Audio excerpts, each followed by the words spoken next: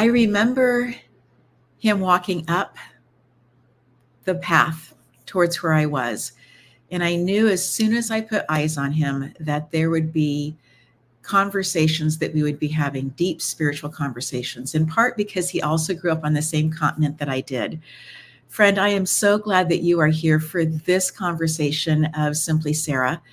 I'm delighted whether you are able to be here while we are doing this live, or if you are listening in on demand. I am super excited about what's taking place in your life as we continue to gift energetic tools to educate, to empower, to encourage. I'm so glad that you are here.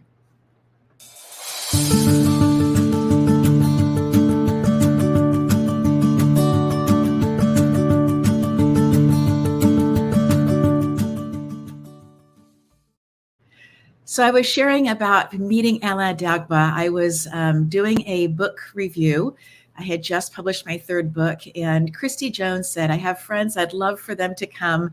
And truly, when you walked around the corner up the walkway, something inside of me said, you will be having conversations with Alain about how we see the unseen world and how we interact with that. And so, Alain, I am so glad that you are here. How did you get to the place where you are today, friend? Well, thank you so much for having me. It's such a great pleasure, and I am eternally grateful for Chrissy Jones, a lady that I love dearly, an amazing soul, and for her contribution to bridge this connection between the two of us. And to answer your question, series of events, happened in my life to bring me to where I am right now.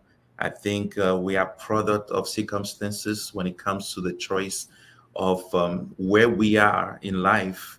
Sometimes you feel like you haven't chosen the path. It seems like the path has chosen you.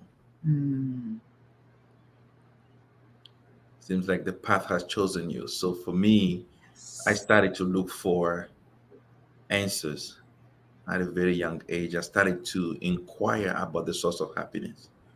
Mm. You know, being born in a family where my dad was very wealthy Yes. because he owned multiple businesses, and observing around me how other kids didn't have what we had, Mhm.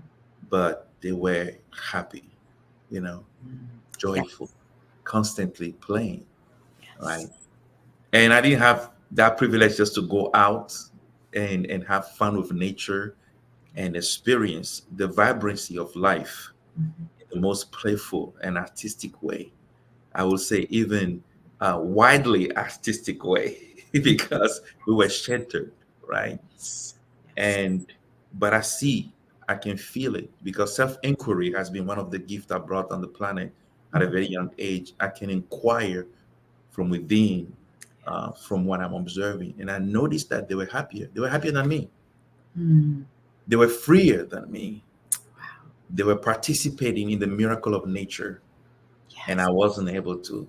They Yes. were able to pick up birds and lizards and play in the river fearlessly because they knew part of them was already integrated into what looks like them.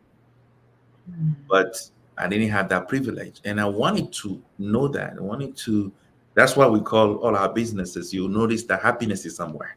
One Always. is the Yes. life or happiness retreat center. Yes. It's because of that. What is the source of happiness? Mhm. Then the second phase of my life is when my dad got into politics and he lost all his wealth. Mhm. And I tell people I've experienced the height of life and the bottom of life. We have known extreme poverty, where my dad sold all his possessions, houses, and has to start over. And I started to experience what those kids were experiencing, but they were happy. But I was depressed Mm. because I haven't learned how to be happy. Yes. I haven't tapped into that natural, anonymous inclination of the human spirit Mm. that can observe the magical and the synchronistic events of the cosmic presence in the simple thing. I didn't know that. I was not able to see the universe in simple things. And I Mhm. didn't understand what it means to be grateful, you see. So I don't, you see, then when we start going through the poverty, it was a shift, right? It was a Mhm. shift. Your body feels it. It's traumatic. Yes. It's traumatic. And then I went deeper into that self inquiry. Okay, what is happiness? How can Mhm. I create my own happiness regardless of the outside circumstances? Oh Mhm. my goodness, that right there brought me to where I am right now. Wow. Yeah. I really appreciate, Ella, that you share that shift, that actually the three parts, right? The growing up in incredible wealth, multiple houses, Yeah. having access to the highest level of government day or night, and then the fickleness of politics, Yes. and losing absolutely everything, coming into this place of a shift, and then seeing that others had something that you couldn't purchase, you couldn't hold with your hands, and yet they had it, and wanting to find the way to be able to pursue that, to go and find what it is. And I do love that every single one of your businesses has the word happy or happiness in it, Yeah.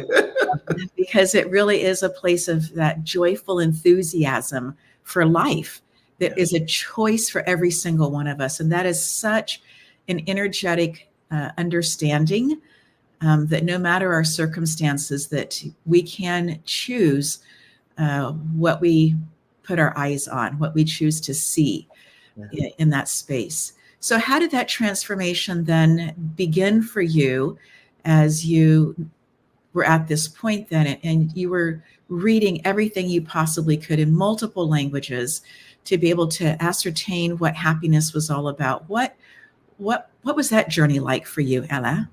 Well, the first thing I realized is I thought religion religion meant um, finding God, Mm. and I said to myself, okay, maybe I could find this happiness through religion, but it didn't happen because doctrine cannot create what was already created. Correct. Happiness existed before we brought our civilizations into the social platform. Right. So religion is just the human institution Mm. based on doctrines, and it could not create what is the intrinsic nature of mankind. Yes. So I didn't find it in religion. As a matter of fact, religion caused me to ask a lot of questions, right? Mhm. And you know, not to get into all the traumatic religious experiences where when you are gifted, you become a threat Right. to basically any institution that is. So I saw things differently. Mhm. I wanted to understand things differently when it comes to that subject of happiness, and I went into fast. I went to a 40-day fast on water Mhm. and stopped going to church. Mhm. I wanted to find the answers within myself. I just knew that the fountain of happiness is within me. And Mhm. I noticed reading scriptures that Jesus was able to tap into the experience of the God nature by observing nature, by Mhm. being part of nature. When he speaks about the lilies of the field, when he speaks about the birds to demonstrate the power of faith, when he speaks about the master seed, when he speaks about the love of God that is unconditional, like the rain that falls on the good and the bad, the sun that falls on the righteous and the unrighteous. Yes. When he dove into nature to find the highest expression of God. And I did that. I went into fasting. Mm. When I'm talking about nature, I'm just talking about the whole spectrum of nature. I'm talking about the mineral nature, the plant nature, the Mhm. animal nature, the human nature, and the God nature. I'm Yes. talking about nature in its highest intelligent manifestation. when Right. it comes to the evolution of consciousness, right? Mhm. So, and I started to experience that happiness from within me. Like literally, when I went to fasting and I began to dive into my own nature through Mhm. self inquiry, that happiness was there the whole time. You can't teach a flower how to release its fragrance.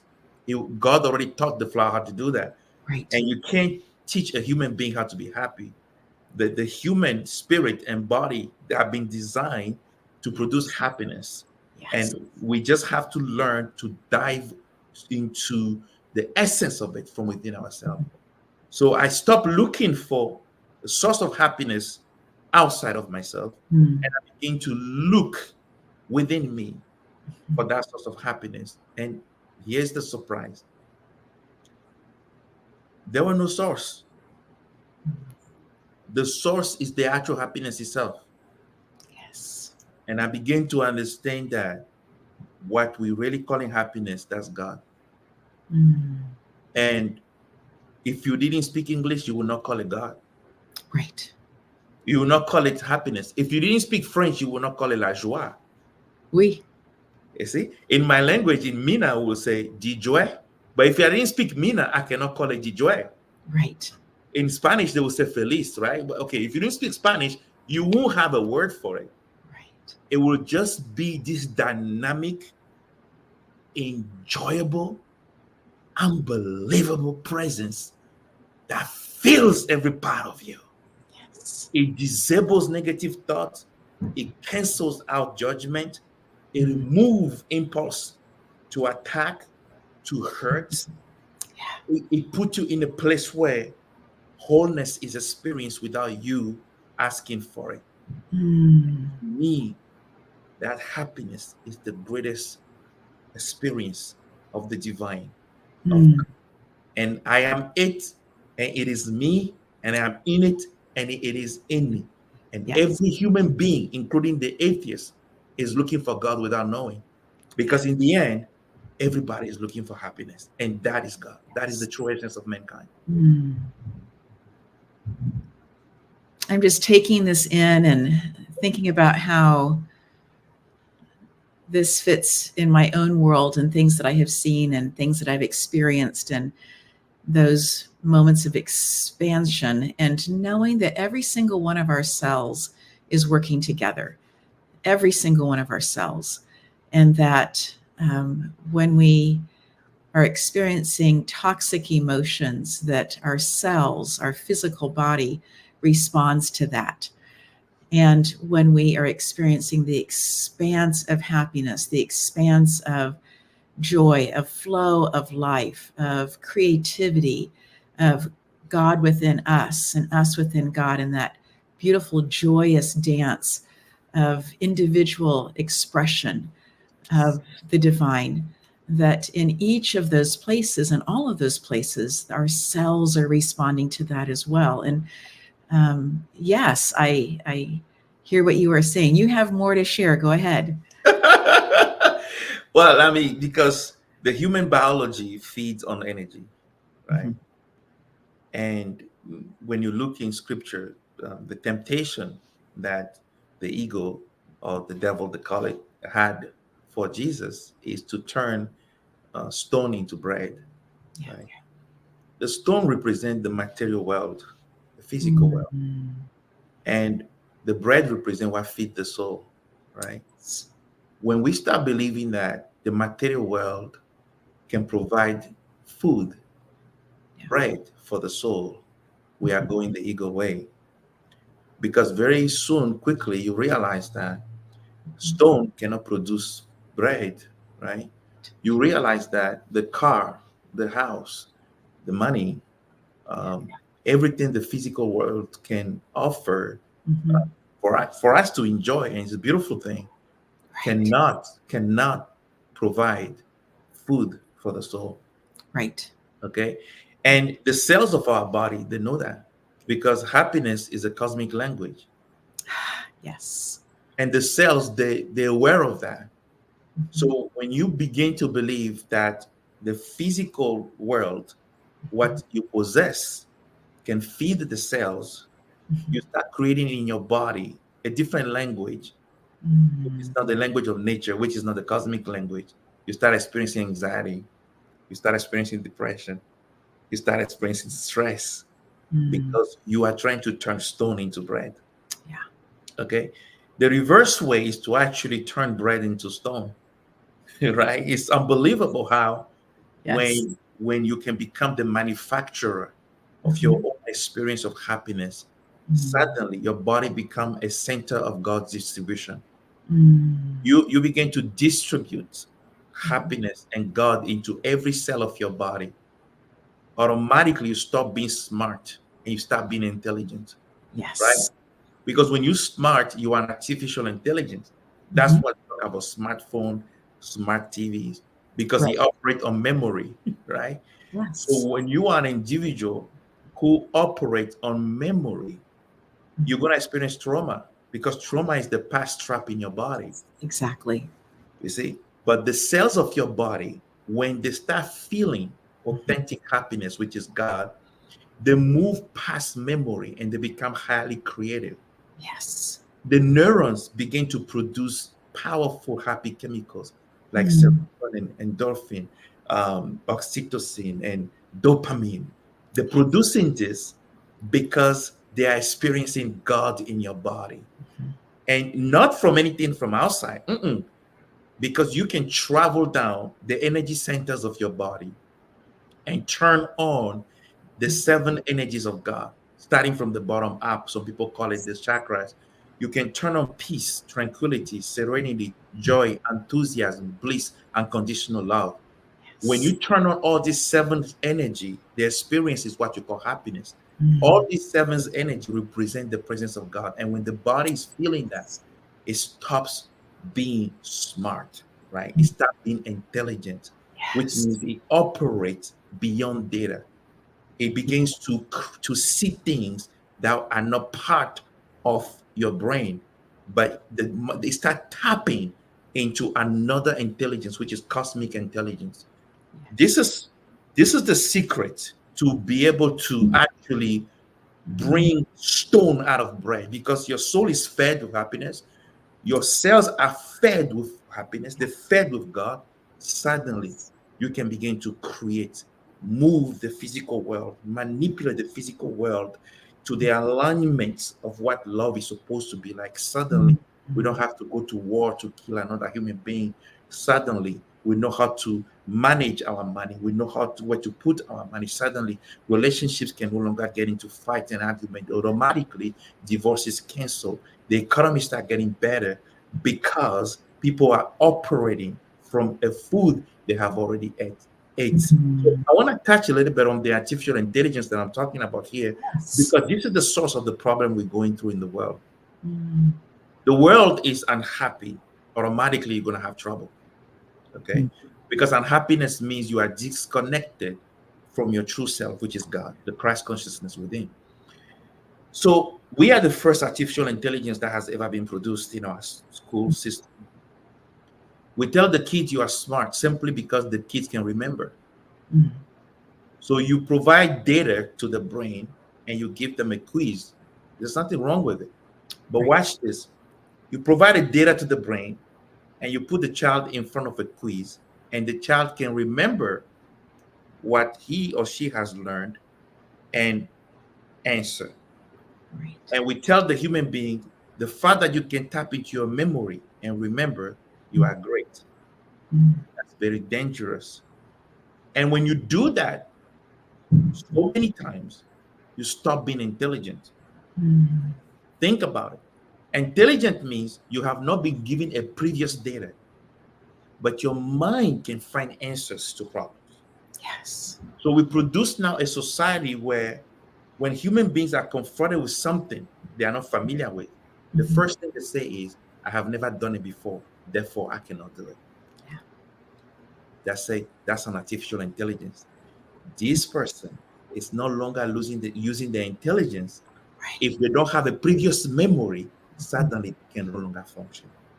Yes. They have financial challenges, they're stuck. Marital issues, they're stuck. Yeah. Diet issues, they're stuck. Mm. They're stuck everywhere. Why? because they have been trained to believe that if you don't have a previous knowledge stored up in your memory, you cannot solve the problems of life. So Mm. we turn off our capacity to be intelligent, to become smart, to become devices that could be manipulated, Mm. that will actually be corrupted because we're only functioning from our memory. Mm. The first human being that came on the planet, think about it. There were no school to teach them anything. Yeah. No school. They were forced to move with intelligence. They knew how to hunt because intelligence told them how to do it. They knew how to fish because intelligence told them.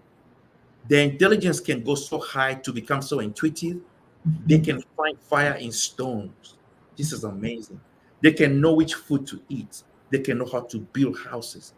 There were no architecture school to teach them that. Where did we get that from? From being intelligent. And that comes from the cells of the body receiving authentic happiness, Mm. receiving the breath of God, being filled, the brain being filled with the light of God, unconditional love, and we Mm. become highly intelligent. And that's how we are going to heal this society. But Mm. as long as we're moving through memory and we're functioning from memory, Yeah. trauma will always have the best of us. Mm. Because each time you go to the memory, you move the body, you travel any time, you move the body into the past. And the body has to find the traumatic event that come along with what you're learning from the past. Yeah. So, how does one practically, Yes. in the space of feeling trauma or looking at generations inside their own family Uh-huh. of pain, Yeah. be able to decide, I am done with that. I am choosing a life of happiness. I am choosing a life of expansion, of a creativity, and possibly in that space also understanding that there may be criticism from those who are still doing the trauma dance. And I don't say that lightly, but those who are definitely involved in that. And one sees that they understand that, they see it, but that they are choosing a different path, a different dance. What's that look like? Okay.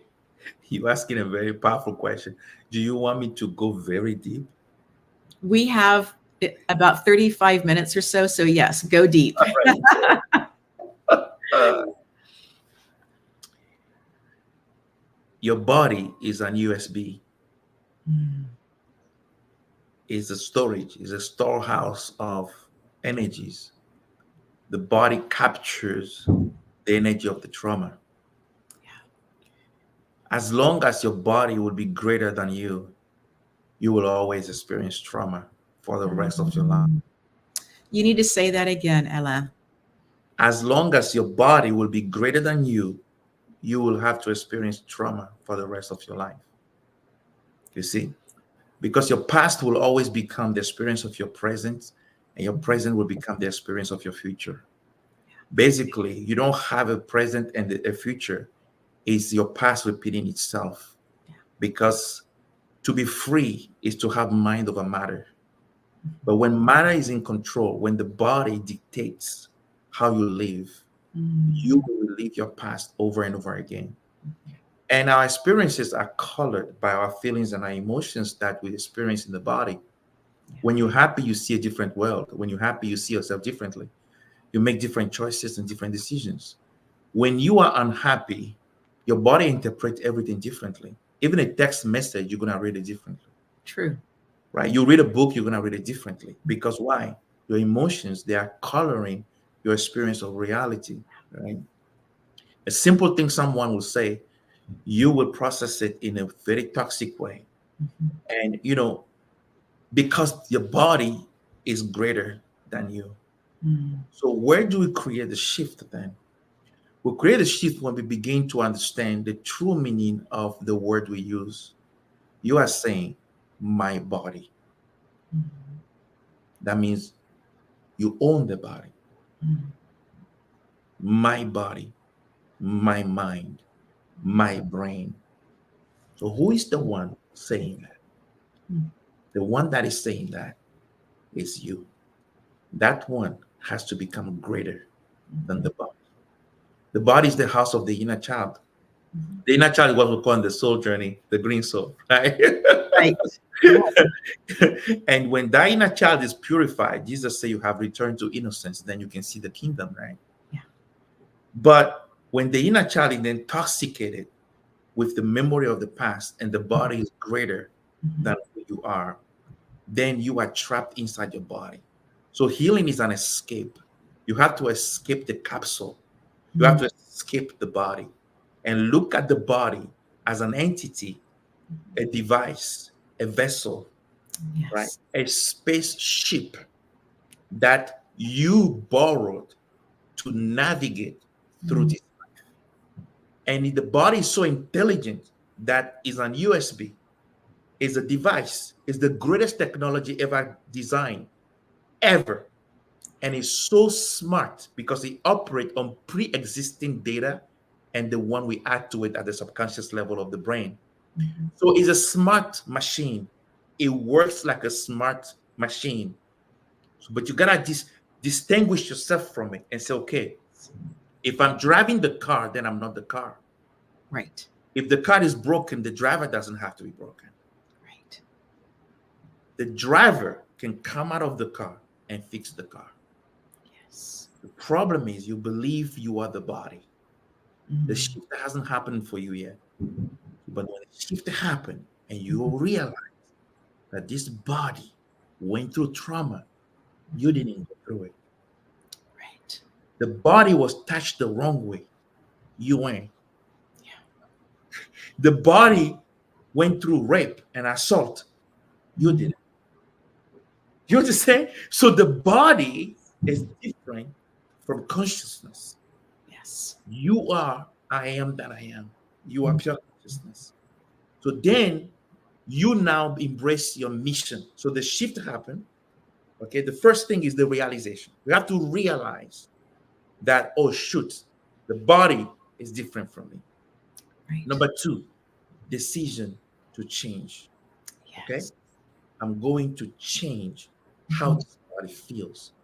I'm going to be the one to take my body, redesign it, rewire the brain, remove toxicities out of it, and make it a brand new body so that I can body it. Yeah. When you make that decision, then you have found your life mission. You have found your life calling. So you no longer move like a victim. You become a victor. You begin to understand that your body needs you. Right. See, you begin to understand that even your inner child needs you.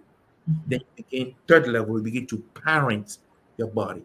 You begin to parent your inner child by breathing who you are, which is divinity, into the cells of the body. Reinterpret the events of life to the body and design a brand new body. And that body becomes the temple of the Holy Spirit, or the temple of God. Yes. The vision, the picture that I had as you were speaking about the car and trauma and toxicity and the driver not being the car, these things happen to the car. As you were talking about the decision making, I began to see a car that was filled with old papers and old cardboard and stuff that just needed to go be dumped at a recycling area, someplace released, right? Let go of. And that then the car could literally be cleaned up and washed and all those kinds of things, right? That's so that space of us, there's such power in what you were saying, Ella, of I have gone through these experiences, but I am not these experiences, right? Yeah. And the understanding of that, to say then in that space, how do I then want to look forward in my life, or in this moment, how do I want to show up? And if I have been saying to the entire world, this is my trauma and I am my trauma, there's a strong possibility that the people out there are going to respond to me in that way, with pity or victim. We have to treat her like she's a victim, or we need to protect in a way that may or may not be very healthy. But when the person then decides, when I decide to say, I have experienced trauma, I have witnessed it, but it is not who I am. My soul is still safe. My soul is still good. My soul is still loved, valued. In that space, then I see myself differently. And the people around me may or may not agree with that. They may continue to say, this is who you are. And so there can be then this differentiation also of how you show up in the world and how you deal with those who think that change is not possible. How do you deal with that? Well, everything we experience as a human beings, psychically, spiritually, psychologically and biologically, is what we replicate scientifically. Is we can call it inspiration, but the inspiration is coming basically from how we experience ourselves multidimensionally, okay, in the body, mind, soul, emotions, and you see that in the way we interact with technologies these days. So I want to give you an illustration, okay? Yes. So you have your computer, for example, your laptop. It has its own storage where you can save information, okay? But you also have a cloud system, which is not part of the hardware, right? But it's in the cloud. Yes. You can save information there too. Okay. So your body is a hardware, but your soul is a software. Okay. The software and the hardware, they're together. Okay. So now watch this. If you save a file in your hardware or your body, a duplicated version of it stays in the soul, which is the cloud system. Okay. That's why it's vitally important that we delete the traumatic files from the body and also from the inner child, which is your personal self. So you have the body, your personal self, which is what we call the soul, small s, and we have your higher self, which is who you truly are, which is divinity, which is the essence of God, which is absolute love. That's who you are. You descended in the body to be able to heal your inner child and heal the body. So the trauma, one traumatic file is saved in the body, hardware, and a duplicated version is saved in the personal self, which is your inner child. The question is, when you soul journey, for example, the process is to delete the files from the hardware, which is the body. We call it removing toxic beliefs. Right. And to purify the inner child from the file. Your personal identity is a soul. That's your inner child. The one that is the victim and plays the victim. Okay. And then begin to connect that inner child to who you truly are. And begin to feed that inner child what we call conversation with God. Feed that inner child a new information, new revelation. And that inner child begins to download different files.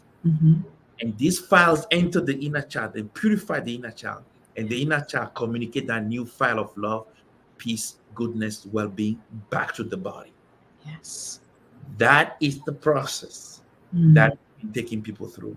Yes. But they must understand that it's a hardware, it's a software, and it is your highest identity that must do the work.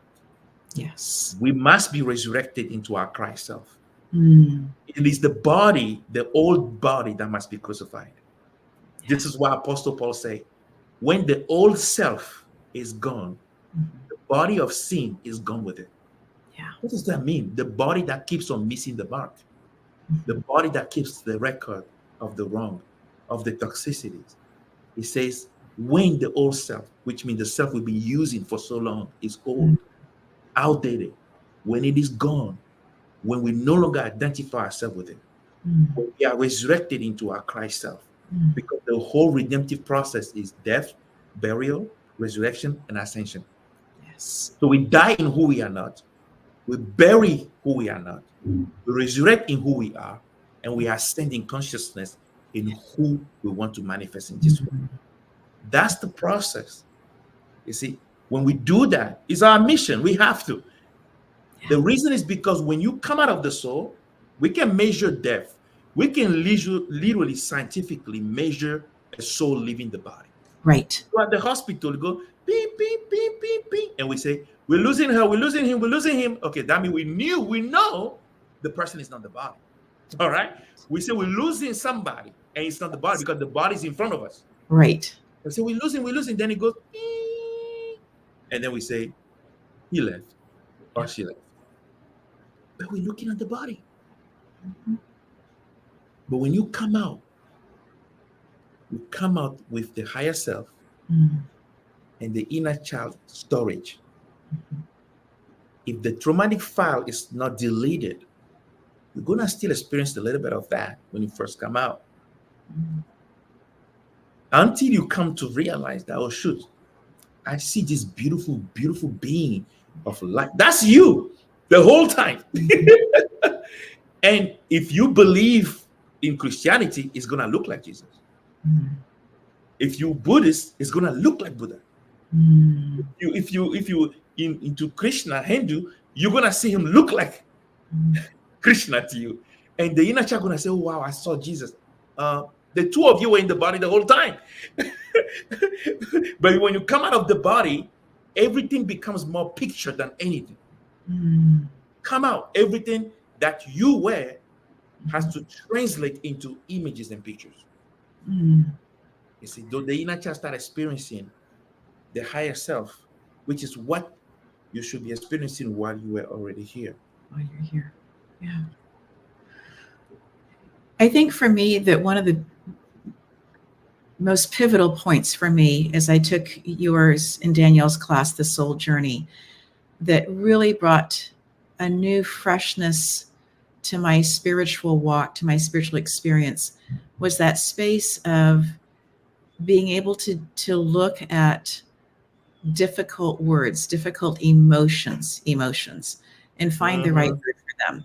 And I remember sitting in the garage because I wouldn't bother anybody, because if I was another place in the house, the lights would be on and people would, even with the doors closed, the light would go underneath. And so I thought, I just want to have time. And it was early in the morning, about maybe 3:30 or 4. And I was just using word hippo. You know, the word is not angry. What is the word that I really felt, right? And so trying to find and coming to these spaces of actually identifying what I was carrying in my body, or what I was carrying in my psyche, or what I was carrying in my being, and beginning to then, through the process of the soul journey, through your tutelage, through Danielle's encouragement, realize that I wasn't that. I experienced that.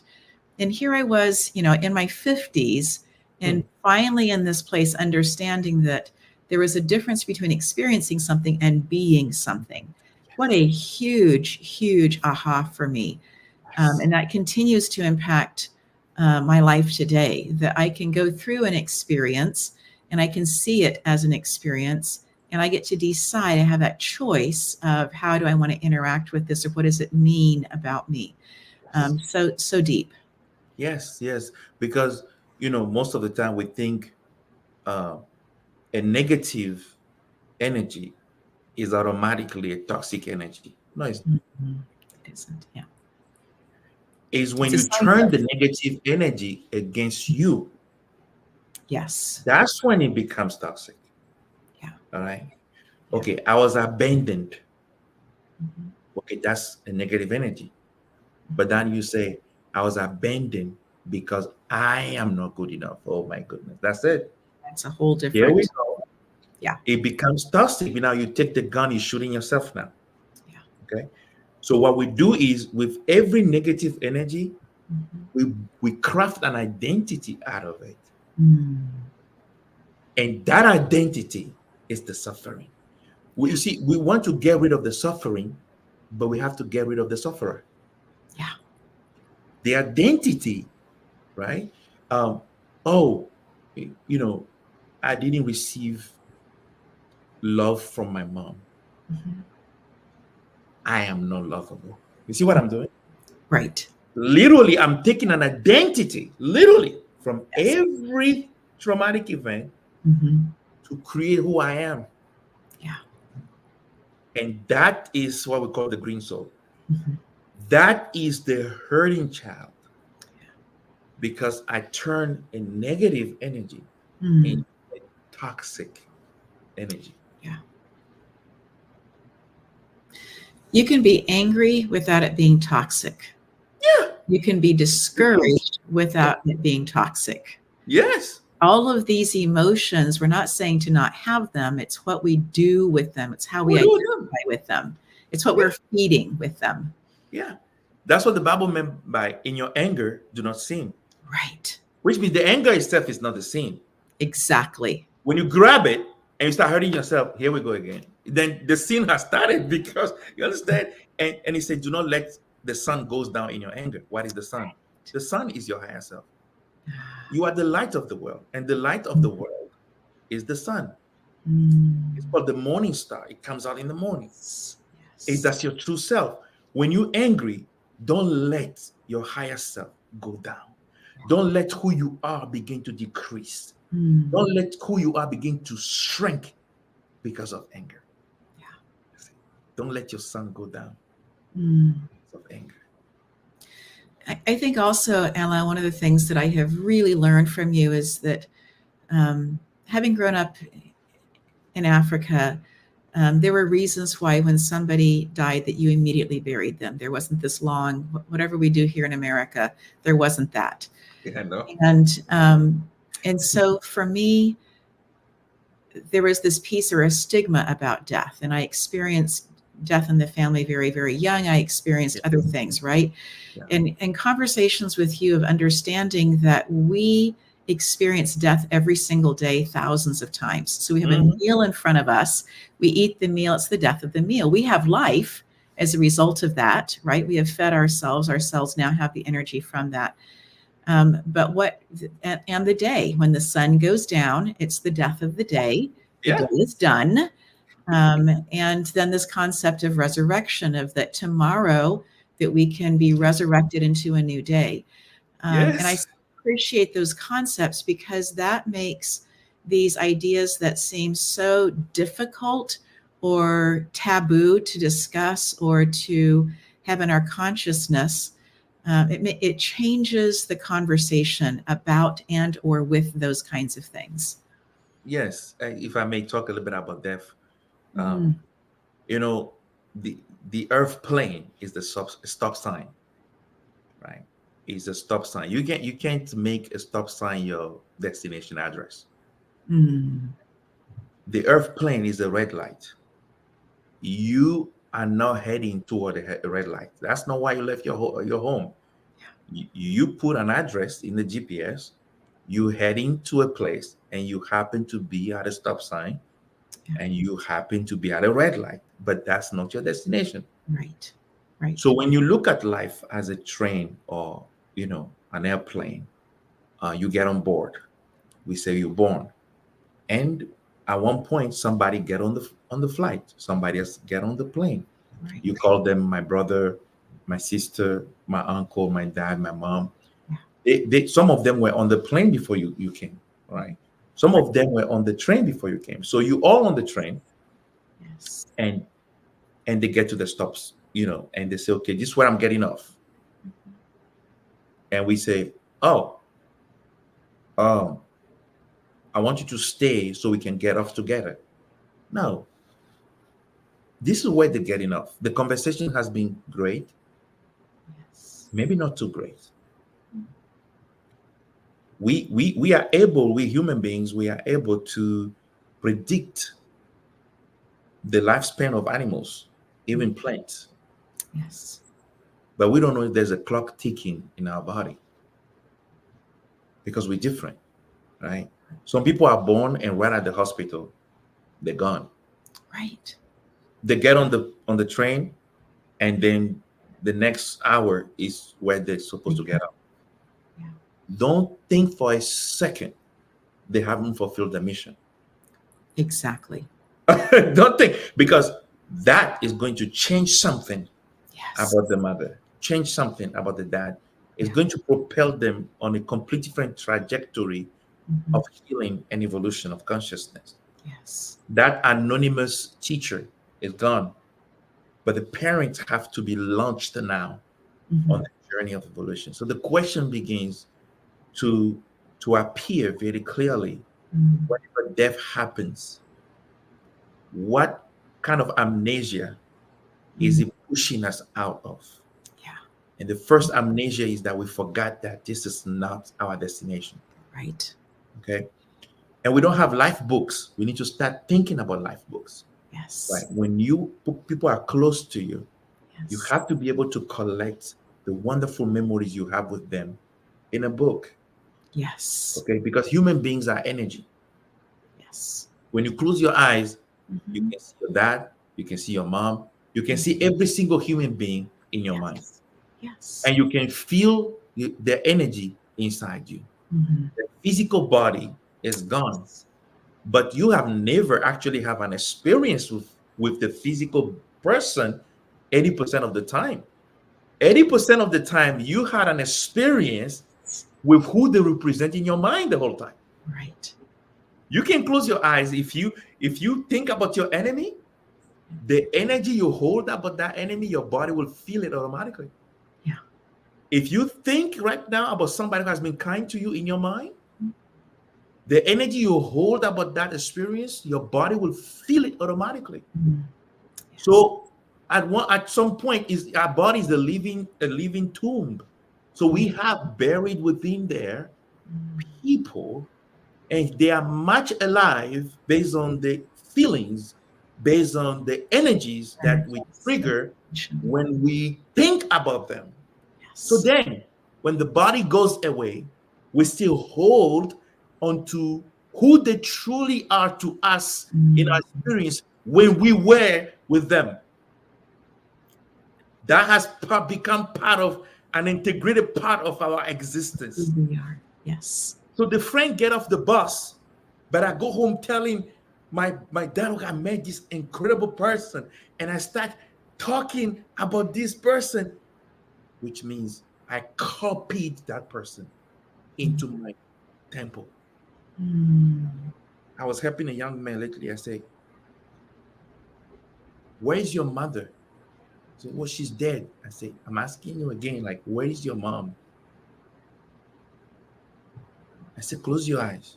Mm. Can you see your mom inside your mind?" Say, "Yes." "Okay.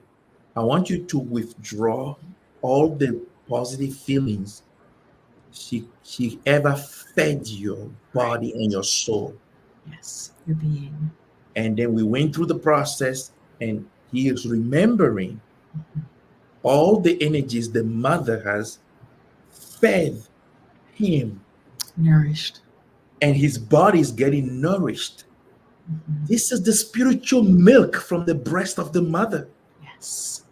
still nourishing this young man when the body is gone. Yes.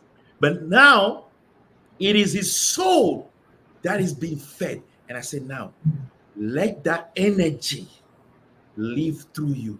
That will be your greatest tribute to your mom, Yes. because now she's living Mhm. through you. She Yes. continued to live through you, but just in a different body. Yes. If we do that, if we understand that, if we can embrace that with Mhm. no protocols, and we can become practical, Mm. practical being in doing that, we will no Yes. longer suffer from the amnesia we're suffering from. Yeah.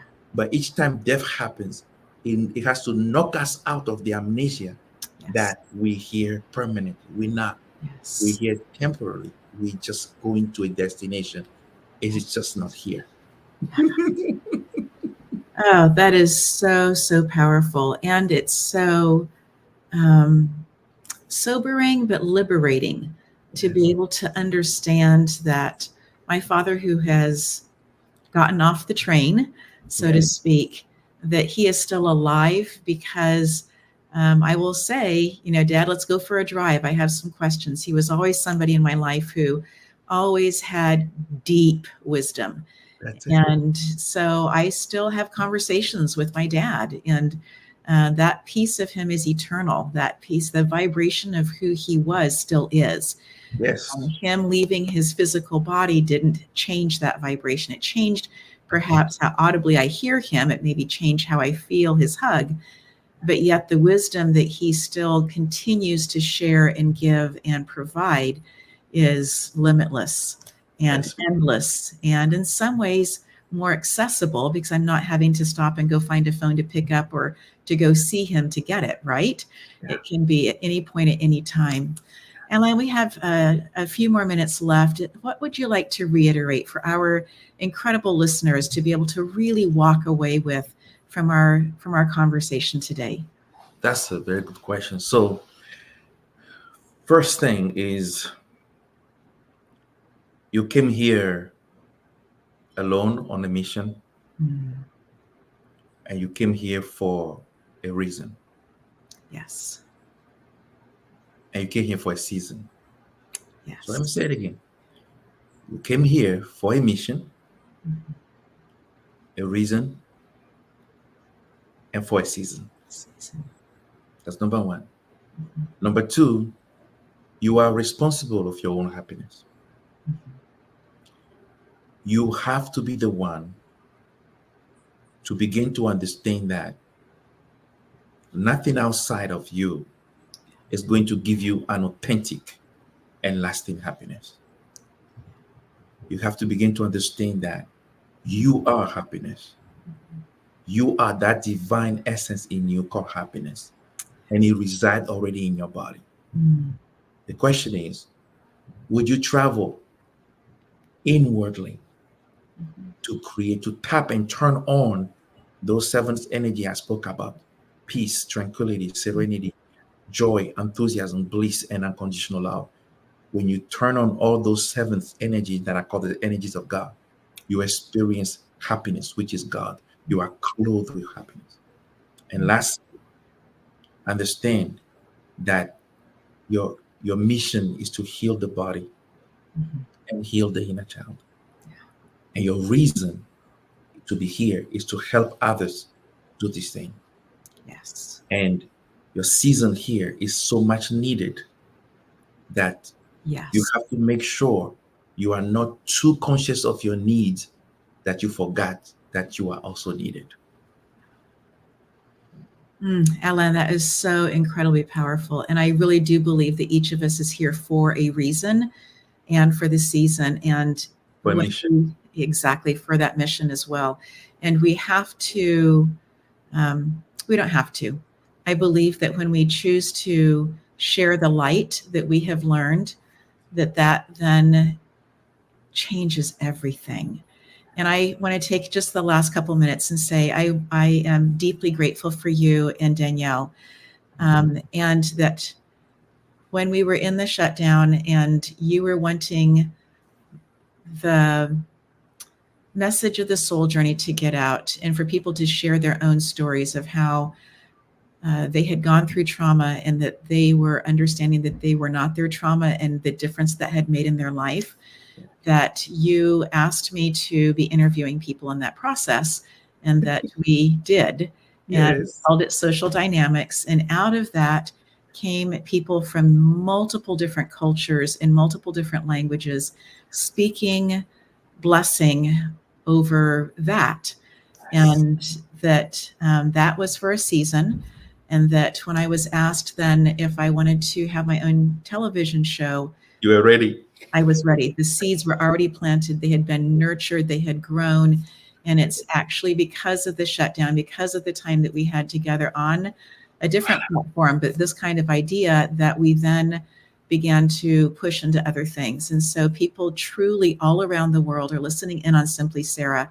I want you to know that the seeds that you planted, that the season, the mission is here, the reason is here, the season is here, and that people are hearing good news, that they are encouraged, they're being educated, they are being gifted week after week, these incredible energetic tools that they get to decide what they want to do with. Yes. We're not trying to say to anybody, this is how you need to believe. This is how we have found openings in our life to be able to live more freely and to Yes. have a deeper connection in with spirit, with the unseen world. So I Right. just want to say thank you so much for who you are, for the journey that you have been on, and that you in that space of your dad choosing politics and losing everything, that you didn't say, done. That you Yes. chose that to be an energetic birthing place, uncomfortable as it was, to be able to birth all kinds of different things that you've impacted people around the world. So thank you, Alain. Thank you so much. You are an amazing soul, and you continue to bless people, and that's a beautiful thing. Thank you. And to our listeners, we will be back next week with more incredible conversations to help you with your life.